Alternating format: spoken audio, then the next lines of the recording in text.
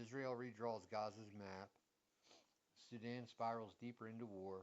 Russia calls for talks, but fires continue. This isn't calm, this is compression. You're watching TPN Media. Clarity, no filters. Brought to you by Joy & Company Auto Sales. We make buying cars joyous. In a dramatic strategic shift, Israeli Prime Minister Netanyahu has declared that Israel will take full control of the Gaza Strip. The campaign, Operation Gideon's Chariots, aims to eliminate Hamas's capabilities and reassert Israeli presence.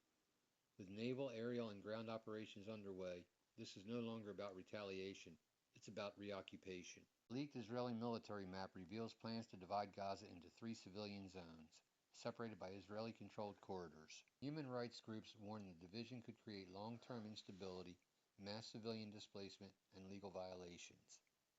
While officials claim this is for security, critics argue it mirrors historic displacement tactics. Under growing international pressure, Israel has resumed limited food deliveries into Gaza for the first time in months. But it's not through the UN, it's through a US-backed Gaza Humanitarian Foundation, signaling a shift in aid control. With nearly 500,000 Gazans facing famine-level conditions, aid is now a tool of policy. Tonight, children eat again, but with warplanes overhead and armed checkpoints dictating who survives. In Sudan, war has become the system.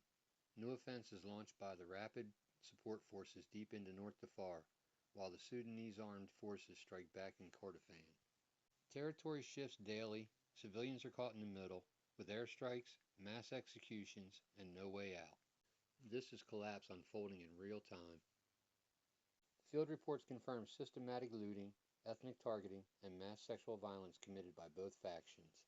Witness accounts describe entire villages emptied overnight, bodies unburied, families erased. This is not a border conflict, it's a humanitarian vacuum. Yet even here in the ashes, we find voices. Aid workers risking everything, mothers protecting children with nothing but cloth and instinct. Sudan's people aren't statistics, they're the last line of resistance against silence.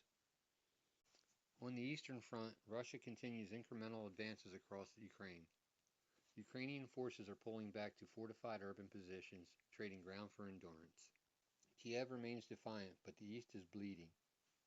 In a world full of weapons, sometimes the strongest force is memory. We remember those lost, not because they're gone, but because they remind us of why we still speak.